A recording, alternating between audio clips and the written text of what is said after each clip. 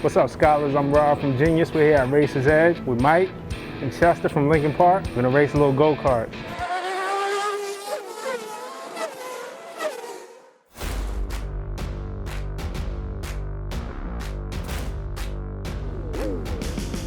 All right, good. So let's put Rob in front of us so we can beat him. And here we go.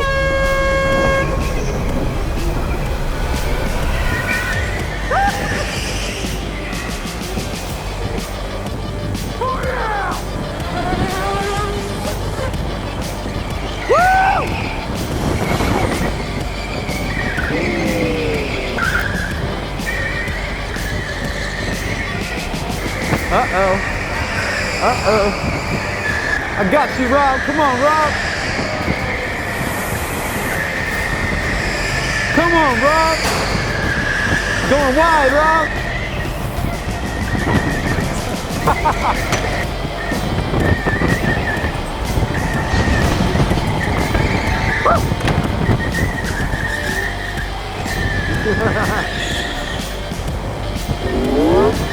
Last one, last one.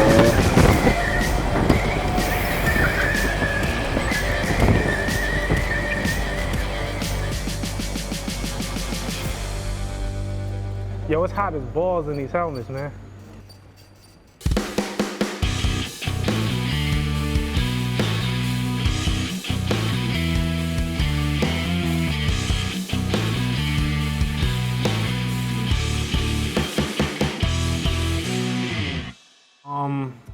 So I lost. I know that, man. We both did. Speedy Gonzalez over here. It's not. You've done this before. It's not. Yeah, it's not fair to just bring you in having not tried this before. I actually did a high performance driving course.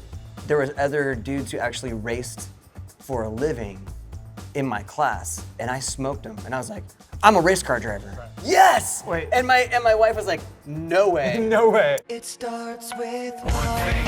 I don't know why. It doesn't even matter how hard you try. You know, when you guys came out, the first album, Hybrid Theory, was really that. It was like this amalgamation, this bringing together of different genres and different musical styles into one thing. What were some of the things that inspired you early on and where you drew your inspiration from?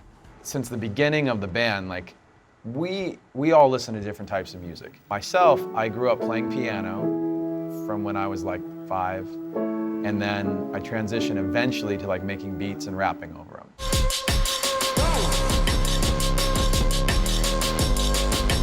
I loved rock music. That was what everybody was doing, so that's what we did. But I was also like super into like the Smiths and the Cure, Depeche Mode, and all that kind of stuff. So I've been singing my whole life. I think I came out screaming. You know what I mean? Like just like, ah! I was born with like a broken. I was so big, my nose was broken. So I think that's where I developed my screaming skills. 1, 2, 3, 4. I found some tapes at one point. I think I was about 13 years old. I was like, ooh, what are these? And I put them in tape player, and it was me singing Foreigner songs. So I must have been like 2 years old or whatever, but I was singing like Hot Blooded.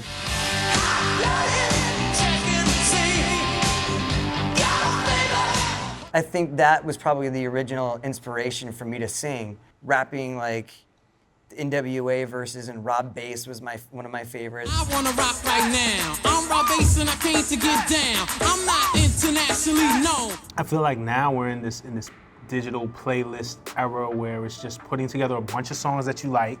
Yeah. And that's what music is. Almost in a genreless era, the boundaries are definitely more broken down now. Yep. And I think you guys fought for that early. When our first album came out, there was a trend to mix rap and rock. We didn't go, oh, this is gonna get us signed. It was just like, no, this is the music we're making. Clive motherfucking Davis came and sat down with us and told us, this is a new thing. What you guys are doing is great. We already signed a band that sounds kind of like that is in this thing. It's uncharted territory. Like, we don't really know where to put it and where to market it, and we don't want to try to figure that out with two things that are similar at the same time. It's like a mixed family. You weren't rock enough for the rock kids. You weren't hip hop enough for the hip hop kids, and so they were just like, so you're sitting in the middle. Sorry. Except the rock kids and the hip hop kids loved it to the tune of 10 million records sold. Plus, I don't know how many times you got went diamond. When we did it, it was, for me, I always wanted it to feel like I'm not trespassing. I think even in that world, like I would sing however I felt, whatever I was pulling from, I kind of sound like that singer. It wasn't until I got into Linkin Park that like Mike was like, stop singing like this guy, or stop singing like that guy, like be you. And I'm like, ah, you know? And he said at one point, like, I don't know what that means. And I said, I don't either, so let's figure it out. Because just like any of us, like you have to find your voice. So it's the biggest record on the planet that year. Britney Spears came out that year. I thought she had I just assumed, because she was such a pop phenomenon, and bigger than her stuff, like whatever. And followed it up with Meteora. That also just #1 everywhere. And we stopped after that record and looked at each other and went, oh my God, our entire lives just changed. Can you guys get a little louder? Now, what the hell are you waiting for? After me, there should be no more. So for one last time, people make some noise. We worked with Don Gilmore on the first 2 records. He's a great producer, and he pushed us in ways that I don't think anybody else could have. But the one underlying thing that I think that a lot of people don't know, Mike was in there like every step along the way, like in there, like pushing the envelope on things, and like. Because Don didn't understand hip hop at all. Well, like, yeah, so he knew rock really well. Yeah, so Mike was in there, like kind of co-producing that record, and then the reason things sound the way they sound is because of this guy primarily, and Brad. The only producer we could imagine ourselves that in our wildest dreams to work with is like Rick Rubin. We reached out to Rick and said, we said, we'd like you to produce our next record. This is our 3rd album. As long as it doesn't sound like the last 2 records. We want it to be a big departure from the first album and second album. And we want to take risks and make it really different, and we don't want it to be that sound at all. And he said, great. So that's the answer I was hoping to hear from you guys. Like, let's talk about it. And so we did the next 3 albums with Rick. He's made all the records we all love the most. Rick's style also, and his vibe and the way he works, he's a very like open, creative kind of guy. Oh, I was in there maybe 10 times more than that even than Rick, because he would only show up once every 1 or 2 weeks. The next album that came after that, we didn't work with Rick.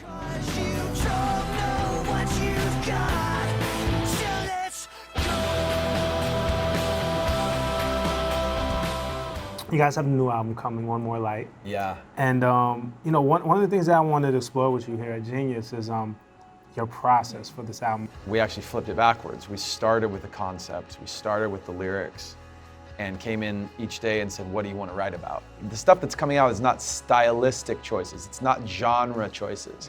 A lot of fans, when they hear that talk about co-writers and whatever, for some people, yeah, that changes the sound of the music. Like you write with somebody who does, you know, Caribbean beats mixed with EDM, and they come in. You write with, I don't know, like DJ Snake. Right. Comes in and he does DJ Snake on your track. That is what's going to happen. But if you write with Justin Parker, or you write with Egg White, or you write with Julia, like they come in, and what I would do is I would just work with one of them, and I would write a song, and we would write words and melodies and piano, and then I will take that and start to make it sound like something. Like Linkin Park. Like Linkin Park. Yeah. Me and Mike could go out, and he could play a keyboard, and I could sing a cappella, and you get the song. I can't escape the gravity. I'm holding on. Why is everything so heavy? I have a scary question for you guys, and I want to get into breaking down the actual title, One More Light. Yeah.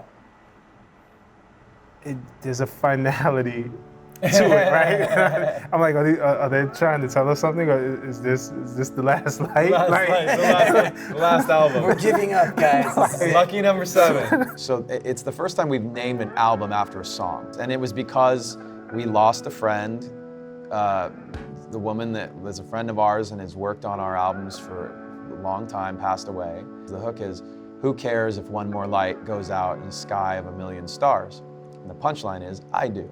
The lyrics are an example of what life is, which is a series of events that are challenging. The perspective was, you know, we're gonna turn these ordeals into adventures. And it just turned out that like One More Light, even though it was a difficult song and kind of the most emotionally heavy song, also had the most uplifting title, in my opinion, you know, the cake doesn't really rely on how good the frosting is. You know what I'm saying? And I still like cupcakes that have decent cupcake, but really good frosting. You take the frosting off, like I want that yummy, moist, tasty cupcake that that stands on its own, and I feel like that's what we have with this record. Linkin Park, really good cake. What was That's a tasty cupcake. That's one tasty cupcake. I appreciate your time and your energy.